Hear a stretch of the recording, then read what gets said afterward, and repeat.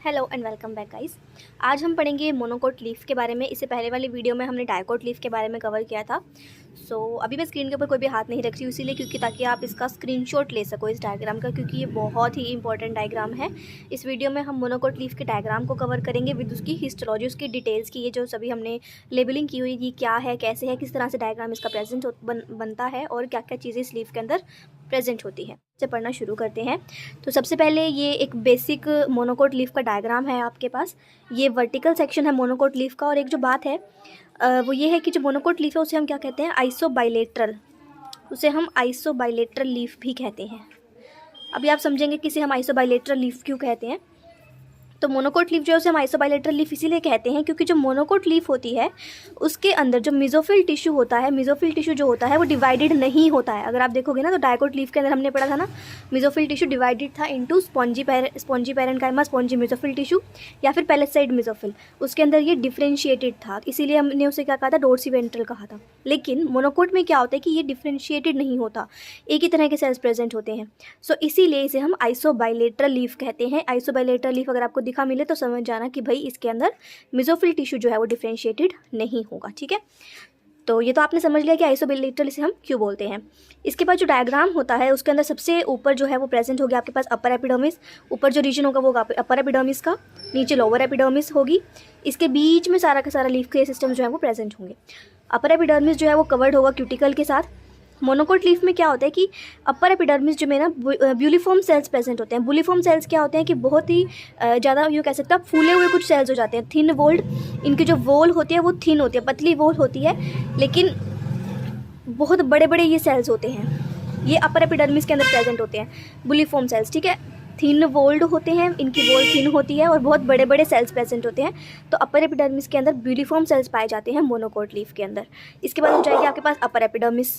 Upper epidermis के बाद इसके बाद आपको स्क्लेरेन्काइमा के पैचेस देखने को मिलते हैं। जैसे कि आपके पास वस्कुलर बंडल है सपोज, इसके ऊपर और इसके नीचे, तो पैचेस की फॉर्म में स्क्लेरेन्काइमा टिश्यू प्रेजेंट होता है। स्क्लेरेन्काइमा टिश्यू जो है वो पैचेस की फॉर्म में प्रेजेंट होता है मोनोकोट लीफ के अंदर।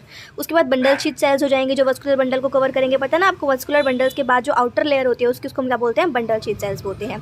उसके अंदर मस्कुलर बंडल्स हो जाएंगे। मेसोफिल टिश्यू प्रेजेंट होगा पूरे सेल के अंदर जो कि डिफरेंशिएटेड नहीं होगा, एक ही तरह के सेल्स प्रेजेंट होंगे सारे में। लोअर एपिडर्मिस की बात कर लें तो लोअर एपिडर्मिस में स्टोमा प्रेजेंट होंगे, स्टोमेटा प्रेजेंट होंगे। और स्टोमेटा के जो ऊपर जस्ट ऊपर जो स्पेस होता है उसे हम क्या बोलते हैं, सबस्टोमेटल चैम्बर या फिर सबस्टोमेटल कैविटी। तो सबस्टोमेटल कैविटी प्रेजेंट होगी स्टोमेटा के जस्ट ऊपर। और लोअर एपिडर्मिस होगी और वो भी क्या होगी, क्यूटिकल से कवर्ड होगी। ये हमने देख लिया इसके डायग्राम कि किस तरह का डायग्राम होता है। इसी तरह का आपको नीट एंड क्लीन डायग्राम जो है वो ड्रॉ करके आना है एग्जाम के अंदर। हर एक चीज़ बहुत ही अच्छे से आपको लेबल करनी है, क्योंकि डायग्राम जब आप ड्रॉ करते हो ना तो उसकी सबसे इंपॉर्टेंट बात यही होती है कि आपने जो भी चीज़ें इसके अंदर ड्रॉ की है, सपोज आपने स्क्लेरेन्काइमा टिश्यू ड्रॉ किया है तो क्या वो क्लियरली विजिबल है या नहीं है, दूसरे सेल्स से वो अलग है या नहीं है। तो इस तरह से आपको अलग अलग करके अच्छे से नीट एंड क्लीन डायग्राम आपको ड्रॉ करना है। कहीं ऐसा ना हो कि आप बंडल शीट और वस्कुलर बंडल्स बनाओ और वो पता ही नहीं लगे कि बंडल शीट की लेयर कौन सी और वस्कुलर बंडल्स कौन से हैं। तो इस तरह से आपको नहीं करना है। डायग्राम जो है वो बिल्कुल अच्छे से विजिबल होना चाहिए, हर एक पार्ट जो है वो पता लगना चाहिए कि कौन सा पार्ट जो है उसको क्या लेबल किया हुआ है। ठीक है, ये जो था ये डायग्राम था मोनोकोट लीफ का। इसके बाद हम देख लेते हैं इसकी हिस्टोलॉजी। जल्दी में आप लोगों के लिए मैंने ये वीडियो बनाई है तो मैं इसकी हिस्टोलॉजी जो है वो लिख नहीं पाई थी, तो मैं आपको बुक के नोट्स से ही समझा देती हूँ क्या होता है, कैसे होता है। सबसे पहले तो हमें पता ही है अपर एपिडर्मिस, सबसे ऊपर वाली लेयर जो हमने पढ़ी अपर एपिडर्मिस की, यूनिसीरिएट लेयर होगी, compactly placed cells with cutinised outer walls. मतलब कि एक यूनिसीरिएट का क्या मतलब होता है, सिंगल लेयर होगी with cuticle present on it. Cells जो है उनके अंदर क्लोरोप्लास्ट नहीं होगा, cells do not contain chloroplast. The upper epidermis may be easily identified due to the presence of large, thin-walled and empty buliform cells और motor cells containing water। तो upper epidermis में मैंने आपको बताया था ना क्या प्रेजेंट होंगे, ब्यूलिफॉर्म सेल्स प्रेजेंट होंगे। तो अपर एपिडर्मिस जो है ना मोनोकोट लीफ के आप इजीली आइडेंटिफाई कर सकते हो। कैसे कर सकते हो कि उसके ऊपर जो है ना वो बहुत बड़े बड़े लार्ज, थिन वोल्ड और खाली, मतलब कि अंदर से खाली या फिर हो सकता है वाटर भी हो उनके अंदर। तो इस तरह के कुछ सेल्स प्रेजेंट होते हैं, काफ़ी बड़े बड़े होंगे, थिन वोल्ड होंगे, तो उनको देख के समझ आना कि ये जो है ना ये ब्यूलिफॉर्म सेल्स है और ये लीफ की जो है ये अपर एपिडर्मिस है।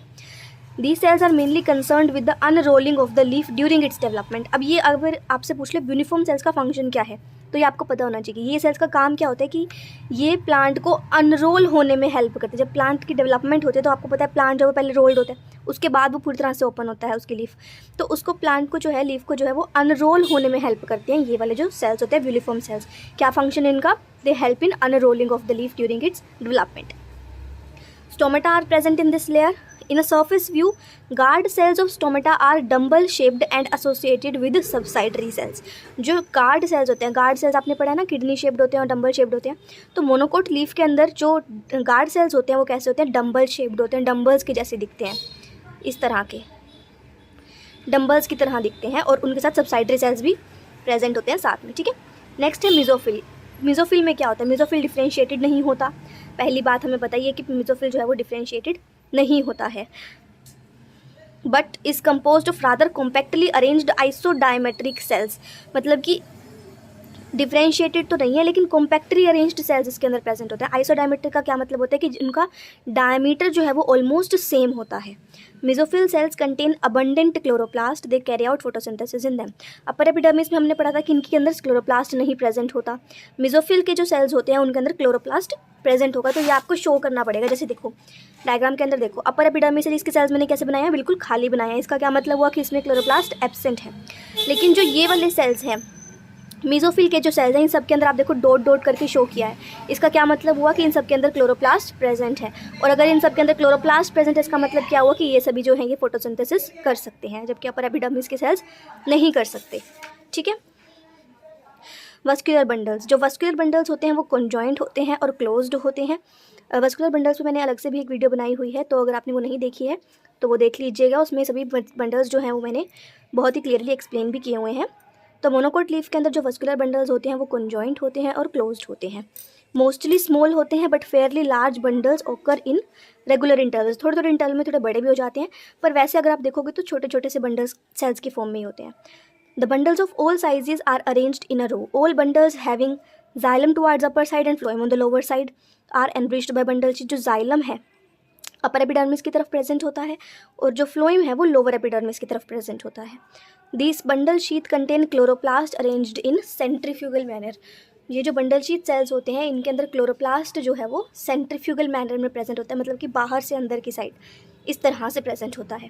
A large vascular bundle appears like that of stem bundle. The sclerenchymatous patches are found at both the ends of vascular bundles extending up to the upper and lower epidermal layers. They provide mechanical strength. तो जो sclerenchyma के patches present होते हैं वो दोनों तरफ present होते हैं। वस्कुलर बंडल्स के ऊपर की साइड भी प्रेजेंट होते हैं, अपर साइड पर और लोअर साइड पर भी प्रेजेंट होते हैं। और इनका काम क्या होता है कि ये जो है मैकेनिकल स्ट्रेंथ प्रोवाइड करते हैं। लोअर एपिडर्मिस में क्या होता है? लोअर एपिडर्मिस में अपर एपिडर्मिस की तरह ही लोअर एपिडर्मिस भी सिंगल लेयर्ड होती है और ये भी कॉम्पैक्टली अरेंज्ड पैरेन्काइमा सेल्स की बनी हुई होती है, जिसके पास बहुत सारे स्टोमेटा प्रेजेंट होते हैं। और इसके पास जो लोअर एपिडर्मिस के पास जो नंबर ऑफ स्टोमेटा होता है वो ज़्यादा होता है as compare to the upper epidermis. Lower epidermis के पास स्टोमेटा का नंबर ज़्यादा होता है as compare to upper epidermis. Upper epidermis पर कम होते हैं, लोअर एपिडर्मिस पर ज़्यादा होते हैं, ठीक है। आई होप आपको सब समझ आ गया होगा। एक बार थोड़े से रिवाइज कर लेते हैं डायग्राम के साथ। सो सबसे पहले मोनोकोट लीफ के अंदर क्या हो जाएगा? सबसे पहले आपके पास होगी अपर एपिडर्मिस होगी जिस पर क्लोरोप्लास्ट एब्सेंट होगा। ब्यूलिफॉर्म सेल्स प्रेजेंट होंगे। ब्यूलिफॉर्म सेल्स का क्या काम होता है? इनको अनरोलिंग में हेल्प करते हैं लीफ को during developmental stages. Upper epidermis के ऊपर थिक क्यूटिकल की लेयर प्रेजेंट होगी। अपर एपिडर्मिस के बाद जो है आपको मिजोफिल सेल्स मिलेंगे। मिजोफिल सेल्स जो हैं वो डिफ्रेंशिएटेड नहीं होंगे, एक ही तरह के सेल्स प्रेजेंट होंगे सारे में। बीच में आपको वस्कुलर बंडल्स की लेयर मिलेगी। जाइलम जो है वो अपर एपिडर्मिस की तरफ होगा, फ्लोएम जो है वो लोअर एपिडर्मिस की तरफ होगा। और ये जो वस्कुलर बंडल्स होंगे बंडल शीथ सेल से कवर होंगे। वस्कुलर बंडल्स के ऊपर की साइड भी और नीचे की साइड पर भी आपको स्क्लेरेन्काइमा के पैचेस प्रेजेंट मिलेंगे, स्क्लेरेन्काइमेटस पैच मिलेंगे। मिजोफिल टिश्यू के जो सेल्स होंगे उनके अंदर क्लोरोप्लास्ट प्रेजेंट होगा, ये फोटोसिंथेसिस के कैपेबल होंगे। लोअर एपिडर्मिस पर आपको स्टोमेटा देखने को मिलेंगे, बहुत सारे स्टोमेटा प्रेजेंट होंगे लोअर एपिडर्मिस पर, और सब स्टोमेटल चैम्बर भी आपको यहाँ पर मिलेगा। इसके अलावा सिंगल लेयर्ड होगा, ये पैरेन्काइमा सेल्स का बना हुआ होगा, ठीक है। आई होप आपको सब समझ आ गया होगा, but still if you have any doubts you can ask me in the comment section. I hope you like the video, and if you like the video, don't forget to like, share and subscribe my channel. Thanks for watching.